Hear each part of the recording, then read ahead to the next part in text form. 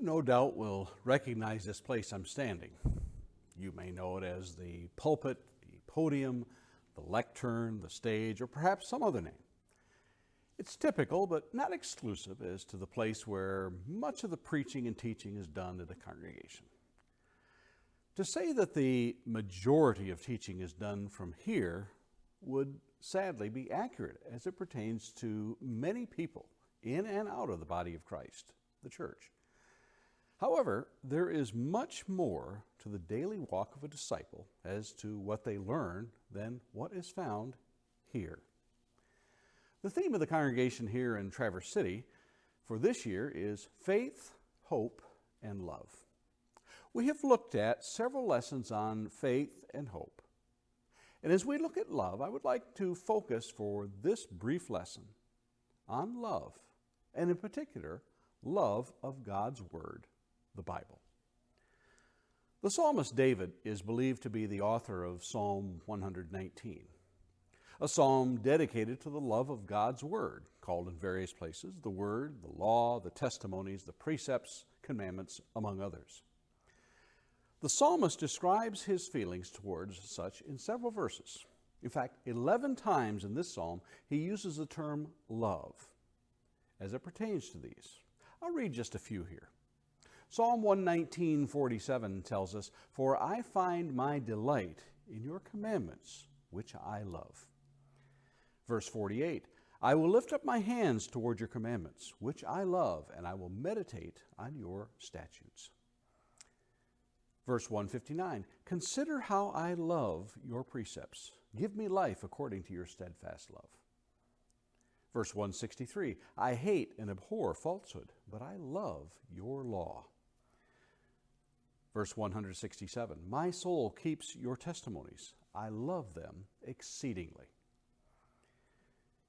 And verse 97 in particular, "Oh, how I love your law. It is my meditation all the day." It is this term, meditation, I'd like to focus in specifically in our study here today. What does it mean to meditate? We get an impression from the Far East that to meditate is to empty the mind of all thoughts. But the biblical concept is far different from this. In fact, the idea of biblical meditation is to fill the mind, not empty it. It's not to say that some forms of meditation for the purpose of relaxation are not good. In fact, it is found by those who study such things to be quite beneficial. However, we shall look at meditation as it pertains and used by our psalmist today. The Hebrew word sakah, as it means reflection, prayer, or devotion, a contemplation. You would be correct in thinking that meditation is a form of study, best done in quiet solitude, far from the madding crowd, as they say. Let's look for a few moments at some types of devotionals that can help us to expand our learning of the Scriptures. Join me, won't you?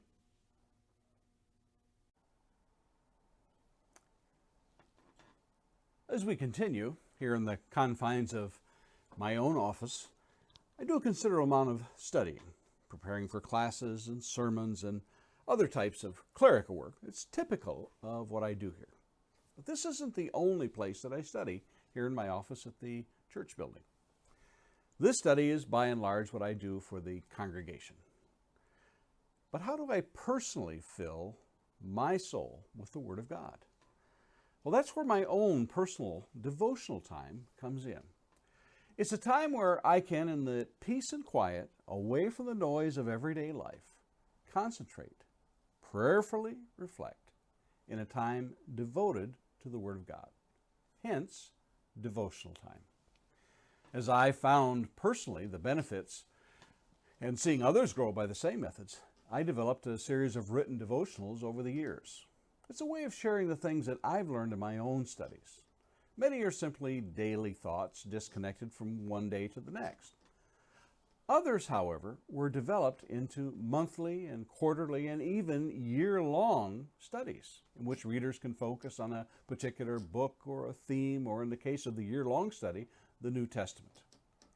They're designed to be typically 5 to 10 minutes in length, just enough to give a scripture and some thoughts to go along with that passage.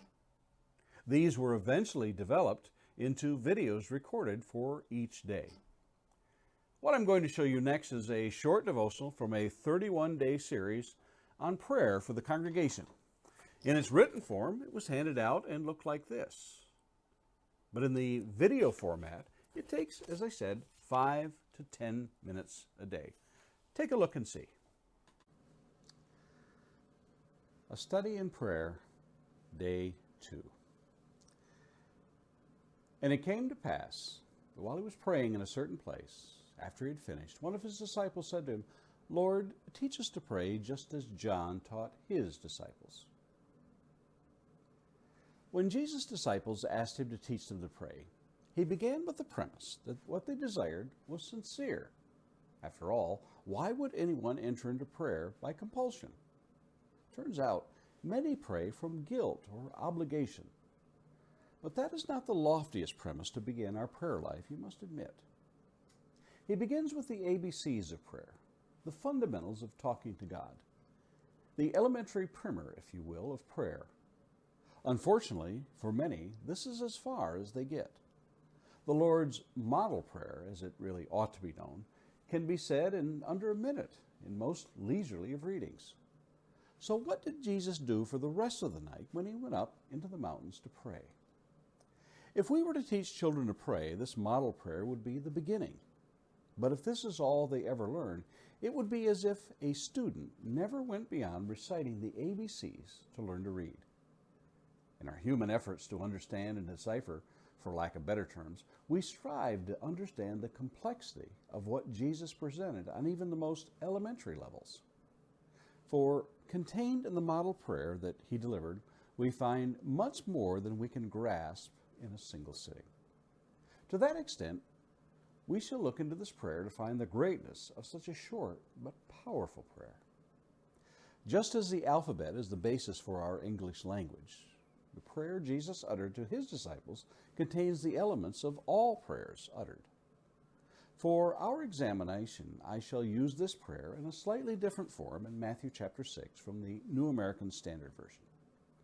It begins, "Pray then in this way, Our Father, who art in heaven, hallowed be thy name. Thy kingdom come, thy will be done on earth as it is in heaven. Give us this day our daily bread, and forgive us our debts, as we also have forgiven our debtors. And do not lead us into temptation, but deliver us from evil. For thine is the kingdom, and the power, and the glory forever. Amen." Matthew chapter 6, verse 9 through 13. In the days that follow, we shall look at the elements of this beautiful prayer, a prayer unequaled in beauty and simplicity. Yet it is only the form of prayer we are to use, not the actual repetition. Strong's dictionary defines the word manner or in this way as such. Hutu, in this way, after that, after this manner, no more, or on this fashion. We should not think this is a recitation to be made as, we would say, the 23rd Psalm or a passage of Scripture, though to recite it often would not be contrary to any teaching we might have. It is a beautiful passage, but left on its own, we hardly are honoring the spirit of what is contained within it. Within the context of this passage from Matthew's Gospel, we find this just after Jesus warns the hearers of practicing righteousness before men. Especially so was the admonition to avoid what the hypocrites did in seeking the praise of men by praying in the synagogues and on street corners. If what we desire is the praise of men for eloquent prayers, we shall get that, but no more. Our prayers are not grammatical masterpieces of eloquence. They are speaking from the heart to a God who desires the heart. To that extent, our prayers need to be our own and not those of others, or those to be heard only by others. Listen to the words of David in Psalm 103, which, as a psalm, could easily be a prayer. "Bless the Lord, O my soul, and all that is within me. Bless his holy name. Bless the Lord, O my soul, and forget not all his benefits, who forgives all your iniquity, who heals all your diseases, who redeems your life from the pit, who crowns you with steadfast love and mercy, who satisfies you with good so that your youth is renewed like the eagles. The Lord works righteousness and justice for all who are oppressed. He made known his ways to Moses, his acts to the people of Israel. The Lord is merciful and gracious, slow to anger and abounding in steadfast love. He will not always chide, nor will he keep his anger forever. He does not deal with us according to our sins, nor repay us according to our iniquities. For as high as the heavens are above the earth, so great is his steadfast love toward those who fear him. As far as the east is from the west, so far does he remove our transgressions from us. As a father shows compassion to his children, so the Lord shows compassion to those who fear him. For he knows our frame. He remembers that we are dust. As for man, his days are like grass. He flourishes like a flower of the field. For the wind passes over it, and it is gone, and its place knows it no more.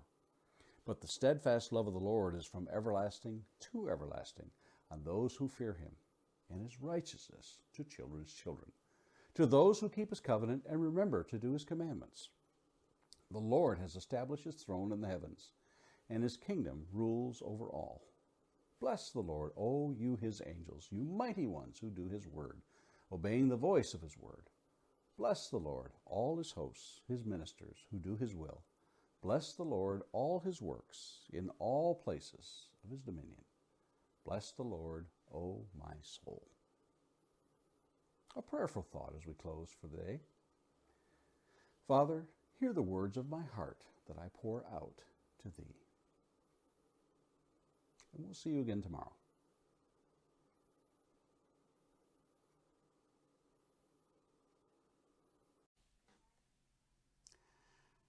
As I mentioned previously, the devotionals were begun in a written form.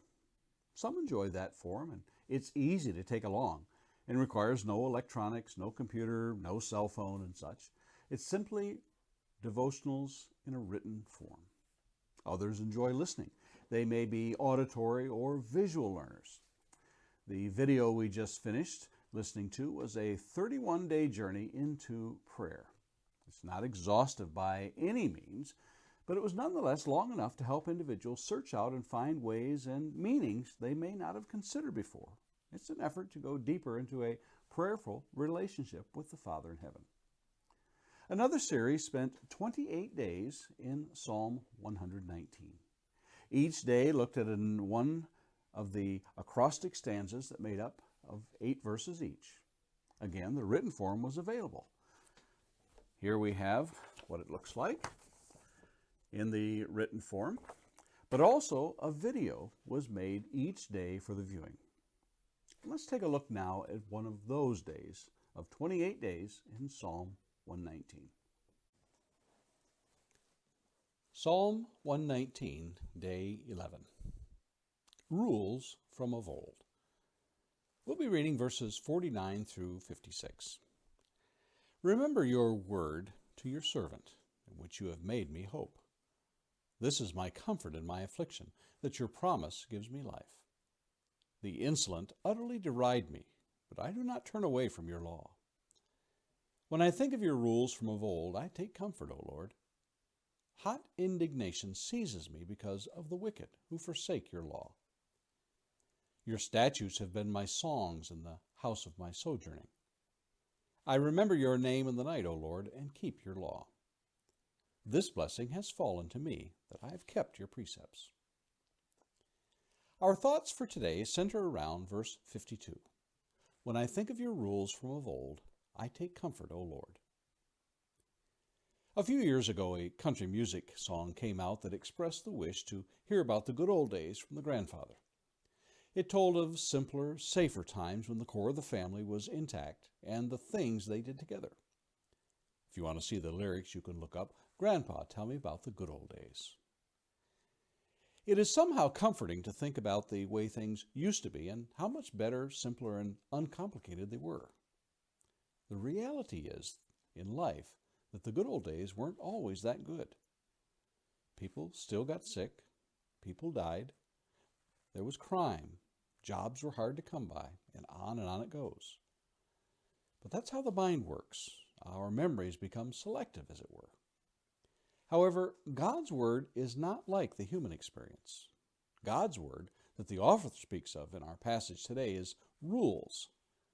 When he remembers, as many versions translate it, we get the impression that he is not sullen or dismayed that it used to be that way. But as we see throughout the psalm, God's ways are unchanging. There's comfort to be found in this. There are aspects of rules we don't perhaps appreciate as much as we should. Think of them in terms of traffic laws. They aren't there to generate revenue by way of fines. They are there to keep us safe. Imagine what our roads would be like without speed limits or stop signs or warning of curves ahead. They are there to protect us. So it is with God's rules, His laws, His judgments, and His ordinances. They don't need updating. They are ancient and timeless. Many years ago, I heard of a study that was done with children.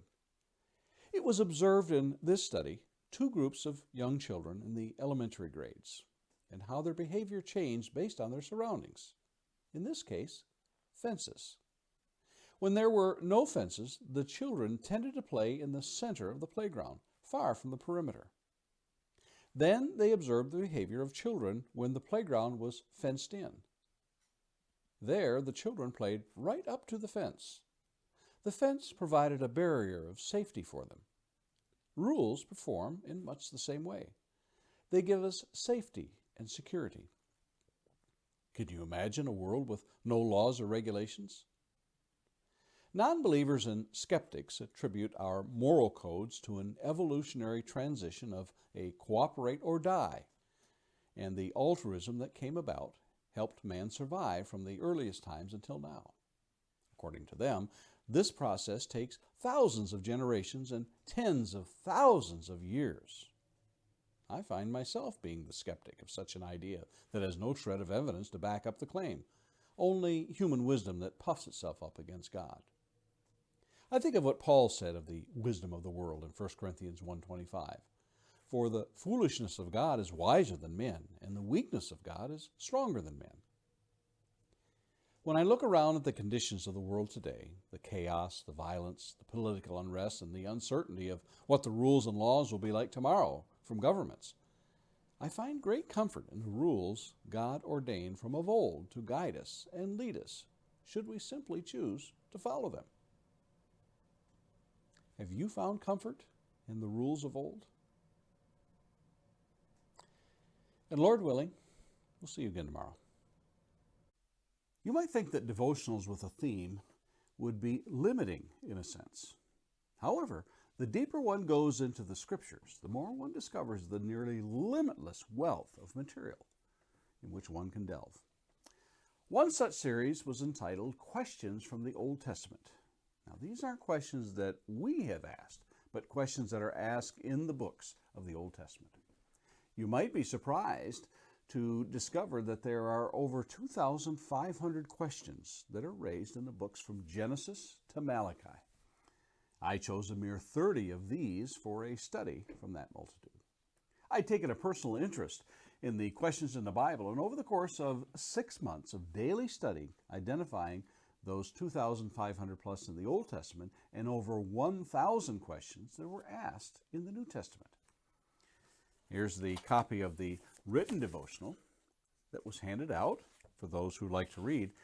And here are some of the questions that were posed. The very first day, we looked at Job chapter 14 and verse 15, in which Job asked the question, if a man dies, shall he live again?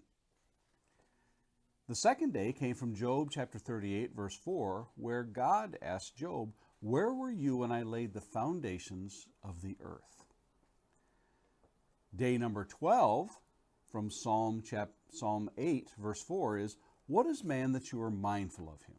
So you can see the wealth of questions that are asked by individuals and questions that God asks man themselves. And as I mentioned, there are 30 days. We're going to see a short video from Genesis chapter 18, verse 14. Is anything too hard for the Lord? Let's take a look and see. Welcome back to our series, Questions from the Old Testament. Our question for today is anything too hard for the Lord? From Genesis 18:14. To give us a context of this question, we'll be reading verses 1 through 16. And the Lord appeared to him by the oaks of Mamre as he sat at the door of his tent in the heat of the day. He lifted up his eyes and looked, and behold, 3 men were standing in front of him. When he saw them, he ran from the tent door to meet them and bowed himself to the earth and said, O Lord, if I have found favor in your sight, do not pass by your servant. Let a little water be brought, and wash your feet, and rest yourselves under the tree, while I bring a morsel of bread, that you may refresh yourselves, and after that you may pass on, since you have come to your servant. So they said, Do as you have said. And Abraham went quickly into the tent to Sarah and said, Quick, 3 seahs of fine flour, knead it and make cakes. And Abraham ran to the herd and took a calf, tender and good, and gave it to a young man who prepared it quickly. Then he took curds and milk and the calf that he had prepared and set it before them. And he stood by them under the tree while they ate. They said to him, Where is Sarah your wife? And he said, She is in the tent. The Lord said, I will surely return to you about this time next year, and Sarah your wife shall have a son.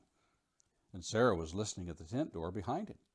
Now Abraham and Sarah were old, advanced in years. The way of women had ceased to be with Sarah.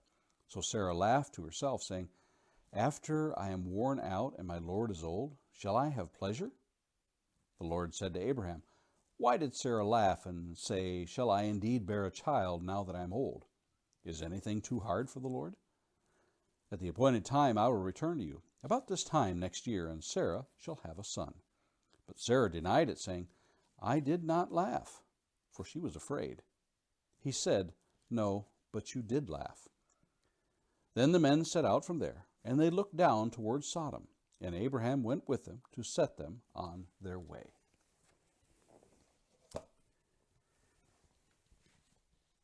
Our question in verse 14, is anything too hard for the Lord? I preached a sermon in the past and have heard lessons on the topic of things God cannot do. The first thought we may have is, God is omnipotent and omniscient and every other omni. There's nothing he can't do. But a closer look reveals that there are indeed some things he cannot do. Not because it is so monumental or hard for him, but because it is against his very nature. For example, God cannot lie, Hebrews 6:18. God cannot change, James 1:17 and Malachi 3:6. God cannot sin, John 1:5 and Numbers 23:19. God cannot make a mistake, Deuteronomy 32:4. God cannot be tempted by evil, James 1:13. And God cannot be deceived, Hebrews 4:13, among others. Some may pose the question, can God create a rock big enough that even he can't move it? Aha! Busted! There is no God. Well, not so fast, Philosophy 101 student. You seek something that is self-contradictory and incoherent. It is as if to say, can God create a round square or a 5-sided triangle? But enough of those absurdities. God poses this question to Abraham in response to Sarah's laughing in disbelief at the thought of having a child at her age. We, being some 4 millennia removed and knowing how things turn out, seem rather sure of ourselves and wondering why both should be doubting. We may seem to be like spectators shouting from the sidelines, Abraham, you're talking to God Almighty. Believe him when he tells you this. Well, not so fast, Religion 101 students. After all these millennia and having the written word, why is it that we are slow to believe that there's nothing too hard for God? Just to bolster the case of God's ability to do hard things, you might want to read Genesis chapter 1 or Job chapters 38 through 41. I think a pretty good case could be made for their outside Abraham's tent. Let's come back to our current century and place ourselves in the position of the one who is presented with a challenge spiritually. Let's start with the nearly impossible task of finding someone who will believe the story of Jesus' resurrection? Can I find just one person who will listen? Can I get somebody to at least open the door to start a conversation? Impossible, you say? How about praying in faith when we ask God for opportunities and then living our daily lives with the expectation that it will happen? Consider what Jesus said in Mark chapter 11, verses 22 through 24. Jesus answered them, "Have faith in God. Truly I say to you, whoever says to this mountain, 'Be taken up and thrown into the sea,' and does not doubt in his heart, but believes that what he says will come to pass, it will be done for him. Therefore I tell you, whatever you ask in prayer, believe that you have received it, and it will be yours." I'm of the mindset that God is not in the "let me show you some really cool stuff" business any longer, like moving mountains and withering fig trees. It's not that he can't do it, but I rather think that he is really more interested in the souls of people and the saving of them. So when we are praying for opportunities to share our faith and we ask God with a certain incredulous or doubting that it can be done attitude, can't you almost hear that question being posed to us? Is anything too hard for the Lord? Are you asking in faith? And Lord willing, let's meet again tomorrow to look at some more questions from the Old Testament.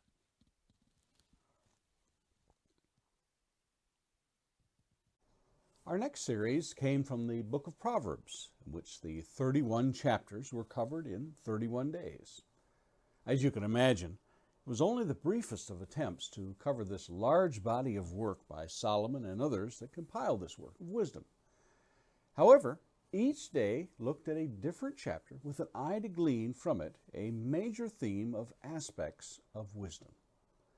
We'll take a look in this next video at the final chapter in this video series, An Excellent Wife. Take a look and see. A study in Proverbs, chapter 31, An Excellent Wife. The words of King Lemuel, an oracle that his mother taught him. "What are you doing, my son? What are you doing, son of my womb? What are you doing, son of my vows? Do not give your strength to women, your ways to those who destroy kings.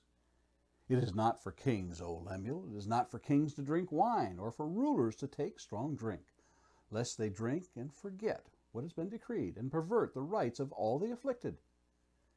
Give strong drink to the one who is perishing, and wine to those in bitter distress. Let them drink and forget their poverty, and remember their misery no more. Open your mouth for the mute, for the rights of all who are destitute. Open your mouth, judge righteously, defend the rights of the poor and needy. An excellent wife who can find? She is far more precious than jewels. The heart of her husband trusts in her, and he will have no lack of gain. She does him good and not harm all the days of her life. She seeks wool and flax and works with willing hands. She is like the ships of the merchant. She brings her food from afar. She rises while it is yet night and provides food for her household and portions for her maidens. She considers a field and buys it. With the fruit of her hand she plants a vineyard. She dresses herself with strength and makes her arms strong. She perceives that her merchandise is profitable. Her lamp does not go out at night. She puts her hands to the distaff, and her hands hold the spindle. She opens her hand to the poor and reaches out her hands to the needy. She is not afraid of snow for her household, for all her household are clothed in scarlet. She makes bed coverings for herself. Her clothing is fine linen and purple. Her husband is known in the gates when he sits among the elders of the land. She makes linen garments and sells them. She delivers sashes to the merchant. Strength and dignity are her clothing, and she laughs at the time to come. She opens her mouth with wisdom, and the teaching of kindness is on her tongue. She looks well to the ways of her household, and does not eat the bread of idleness. Her children rise up and call her blessed. Her husband also, and he praises her. Many women have done excellently, but you surpass them all. Charm is deceitful and beauty is vain, but a woman who fears the Lord is to be praised. Give her the fruit of her hands, and let her works praise her. in the gates. Our final installment is the excellent wife. Who can find? She's far more precious than jewels. It is astonishing sometimes to observe a mother's sway over her son, even after he has grown up and left the house. When he returns for a visit and is given an order, he will follow it like he was a little boy once again. Even in the realm of her teachings, he will reflect back on her words long after she has passed on from this life. Such is the influence of a mother. Chapter 31 is a single chapter attributed to King Lemuel. Who is he? Well, that information is lost to the annals of history. Nearly every commentary will speculate as to his identity. Whoever he may have been, he has rung the bells of wisdom throughout history and lauded the roles of mothers and wives. Yet, notice these are not his words, but the words his mother taught him. This is consistent with what Solomon taught earlier in this book. In chapter 1, verse 8, "Hear, my son, your father's instruction, and forsake not your mother's teaching." In Proverbs 6, verse 20, we read, "My son, keep your father's commandment, and forsake not your mother's teaching." Perhaps you are familiar with the adage, "The hand that rocks the cradle rules the world." Well, here's your proof. A king swayed by his mother's teaching. She taught him about a life of temperance and self-control, and to be cautious of being swayed by the allurement of women. She taught him about standing up for the rights of those most vulnerable and judging righteously. To top this off, he leaves us a poem in classic Hebrew style using the acrostic to celebrate the excellent wife. Through the ages, this 22-verse poem has been the inspiration and standard by which women and men the world over have sought to achieve and to attain. I personally have taught this to girls and boys, young and old, believers and non-believers over the years. Betty Friedan sought to sway the whole world of womanhood with her 1963 book, The Feminine Mystique. But her efforts paled when compared to the real power of a woman, a wife, and a mother, as portrayed and taught by Lemuel's mother. What Friedan sought for women to have had already been proven 3,000 years before. Every line of this poem lauds the success of this remarkable creation of God. Search the passage for what the woman cannot do, and you'll be long at it. What wealth, what treasure, what riches can a man search for that are not found in his own home? All that he has been entrusted to her. How is it that the husband is known in the gates in verse 23? You think he achieved this apart from his wife? Think again. Look at the text. I've read from time to time articles that sought to put a dollar value on what a mother would earn for all her talents. Talents like academic advisor, accountant, athletic director, coach, dietitian, event planner, groundskeeper, janitor, judge, magistrate, laundry manager, maintenance supervisor, photographer, plumber, psychologist, nurse, tailor, social media specialist, just to name a few. Thanks to salary.com for giving me that list. If paid what she was worth for all these roles, her income would be in the neighborhood of $178,000 a year. Take a look at those modern roles listed and then look at Proverbs 31 in those 22 verses. On top of all this, she is a merchant and businesswoman outside the home, verses 16 and verse 24. She reaches out to the poor and provides for them in verse 20. One might think she's worn out and grumpy, but notice she teaches wisdom and kindness is on her tongue. Nothing resentful here. Imagine that after all that she has accomplished, if her family was unappreciative. But they are not. She is indeed appreciated by children and husband. And oh yes, she fears the Lord. Her husband won't be the only one known in the gates. Can you think of a more honored profession? Have we given her the honor she is due? I hope that this 31-day study has been profitable for you. I know it has been for me. And Lord willing, we'll meet again on another day and another study.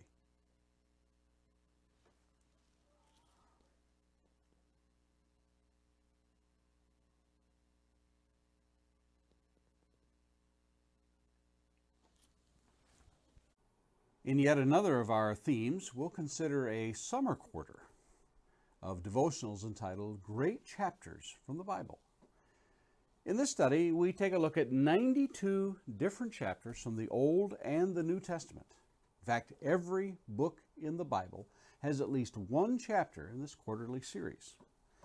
Here's some examples taken from the written copy of this from some of the chapters that are covered in just a few of the over 1,100 chapters that are covered. Genesis chapter 1, in the beginning. Luke chapter 2, the birth of Jesus. Genesis chapter 32, Jacob wrestles with God. Exodus chapter 20, Moses receives the Ten Commandments. Matthew chapter 6 in the New Testament, you have heard, taken from the Sermon on the Mount. Acts chapter 17, Paul in Athens.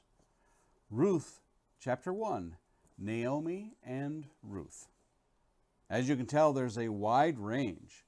As I mentioned, in this 92-day series, there's a chapter from each of the Bible's books, 66 in all, covered.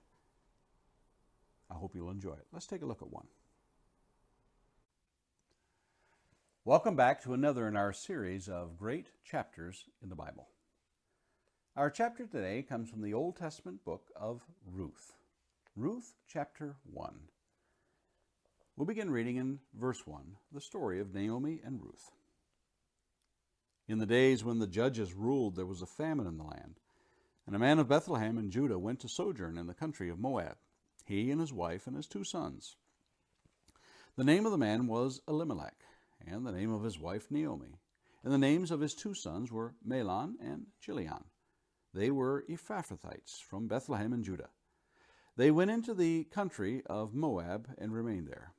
But Elimelech, the husband of Naomi, died, and she was left with her 2 sons.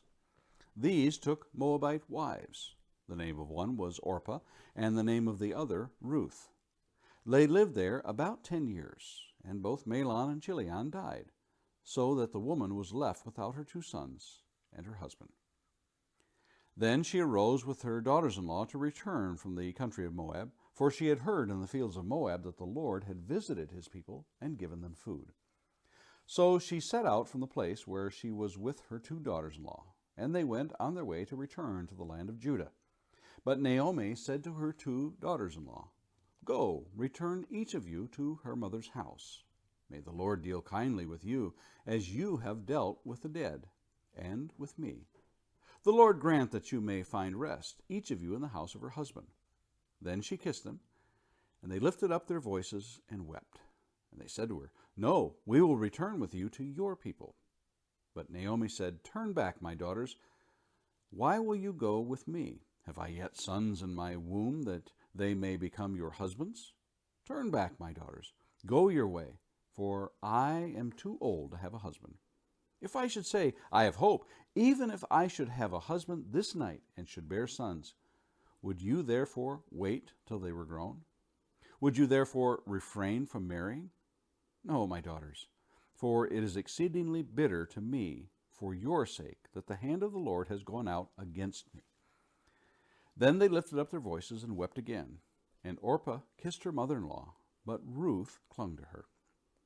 And she said, "See, your sister-in-law has gone back to her people and to her gods. Return after your sister-in-law." But Ruth said, "Do not urge me to leave you or to return from following you. For where you go, I will go, and where you lodge, I will lodge. Your people shall be my people, and your God, my God. Where you die, I will die, and there will I be buried. May the Lord do so to me, and more also, if anything but death parts me from you. And when Naomi saw that she was determined to go with her, she said no more. So the two of them went on until they came to Bethlehem. And when they came to Bethlehem, the whole town was stirred because of them. And the women said, "Is this Naomi?" She said to them, "Do not call me Naomi. Call me Mara, for the Almighty has dealt very bitterly with me. I went away full, and the Lord has brought me back empty. Why call me Naomi, when the Lord has testified against me, and the Almighty has brought calamity upon me?" So Naomi returned, and Ruth the Moabite, her daughter-in-law, with her, who returned from the country of Moab, as they came to Bethlehem at the beginning of the barley harvest.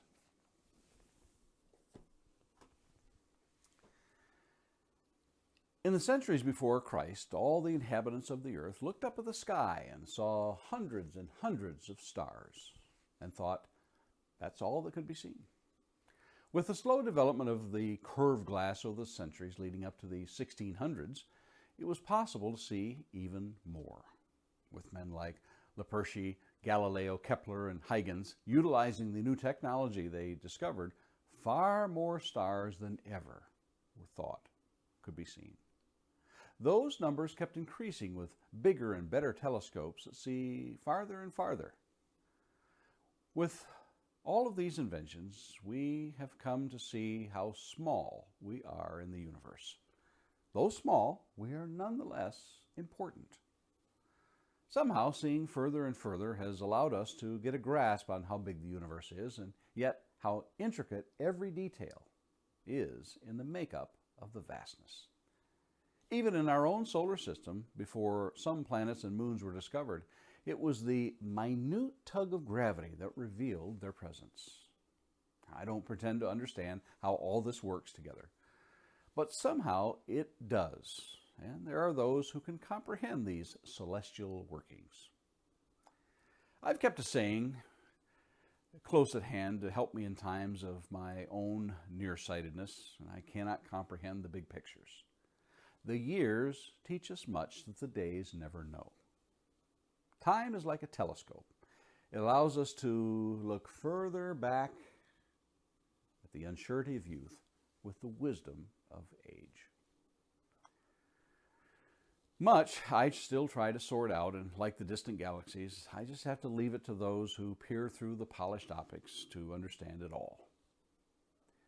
In the first chapter of Ruth, we are given a lot of information to sort out, complicated by culture, climate, and the cold, hard realities of life in those days.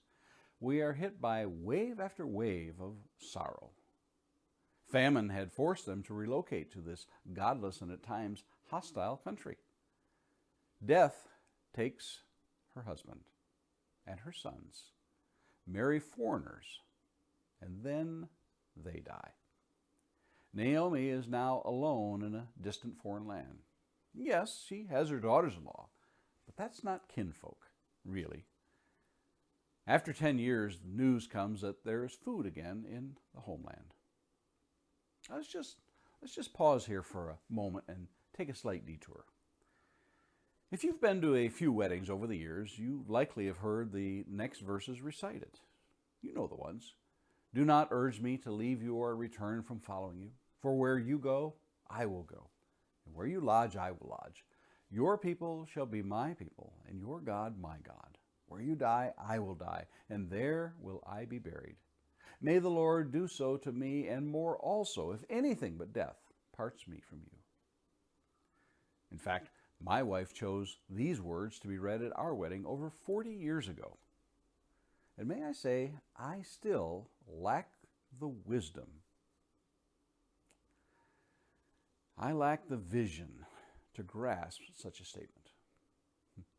How could my wife have looked 40 years into the future and know her love would burn as brightly? Yes, even brighter than when those words were read. In the same way, I'm awestruck at Ruth's devotion. She is doing what her mother-in-law did a mere 10 years ago when she had relocated to a foreign land. But now she has no husband, no children to go with her, and no God. She will be a stranger in a strange land. In many ways, Orpah makes the more sensible decision. Stay with your people, your culture, and your family. Yet I don't know how the writer of Hebrews overlooked her in this Hall of Faith chapter. Her faith is in every way equal to those listed, I believe. Yet stamped on every line here in this first chapter is the providence of God. We have that luxury of seeing far ahead into the first century where the gospel writers record an obscure genealogy.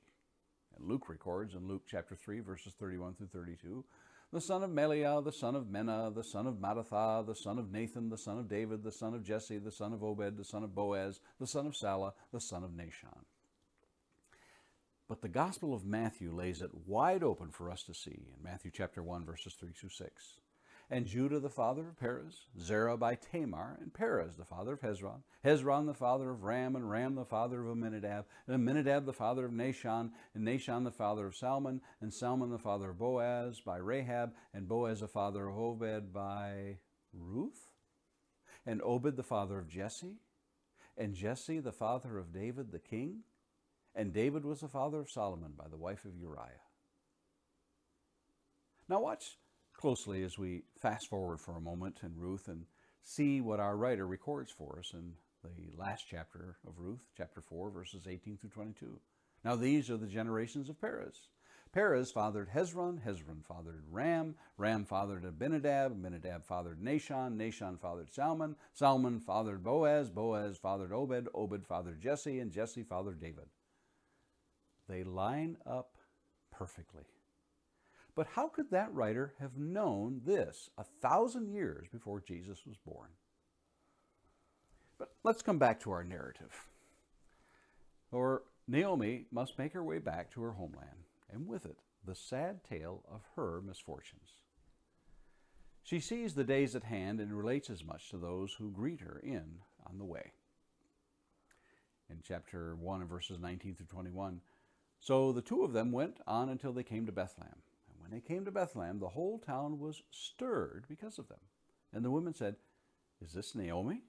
She said to them, "Do not call me Naomi, call me Mara, for the Almighty has dealt bitterly with me. I went away full, and the Lord has brought me back empty. Why call me Naomi, when the Lord has testified against me, and the Almighty has brought calamity upon me?"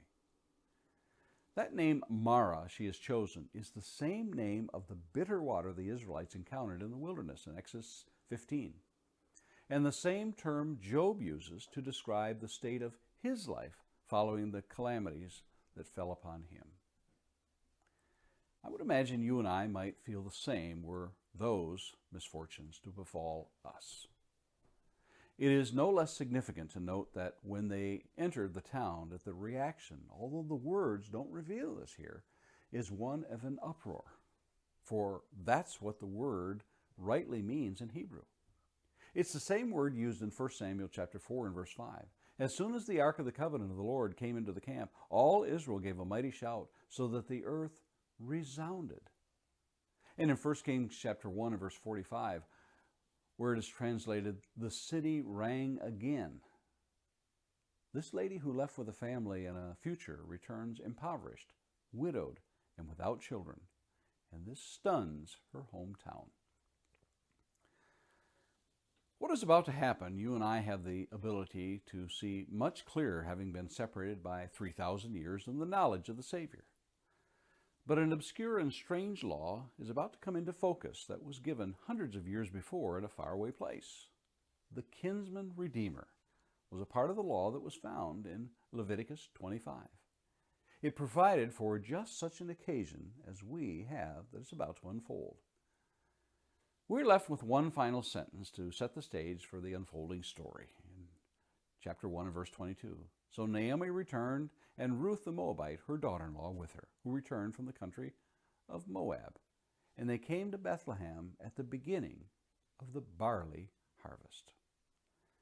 It is in this harvest that the woven tapestry of God's providence begins to take on its form. I cannot fathom all that comes together here, even though I can look back in time and with the scriptures place all the pieces in the correct place. but I can, by faith, accept what Paul says concerning such events. You might recognize this in Romans 8:28. And we know that for those who love God, all things work together for good, for those who are called according to his purpose. Can you see it in the book of Ruth? Can you see it in your life? And Lord willing, let's meet here again tomorrow and look at another of the great chapters in the Bible.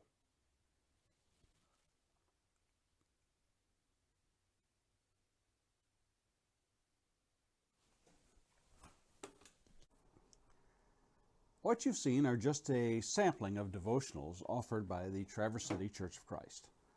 All told, soon you will have over 500 different devotionals uploaded to our YouTube channel, with many more already available on our Facebook page. Now we get to the cost. You might be wondering what a cost to such a wealth of devotionals might be. Will there be a monthly charge, a yearly subscription, or a pay-as-you-go charge? Let me ask you, what would it be worth for you to have access to these? But before you answer, look within and ask what you can afford. Now, with that in mind, I'm going to give you a one-time offer. Listen closely. It's free. No charge. It has been free all along on our channel and pages. Proverbs 23:23 says, "Buy the truth and do not sell it. Buy wisdom, instruction, and understanding." We're not going to sell it. We're giving it to you free. The only thing you'll have invested is the time that you take to listen. The church is not in the for-profit business. These are offered free. Why?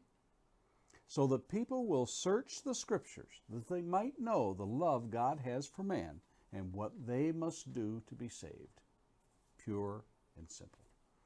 I hope you'll take advantage of this and begin your journey in discovering the wealth of information, knowledge, and wisdom and love that there are in the Scriptures. Thanks for spending some time with us.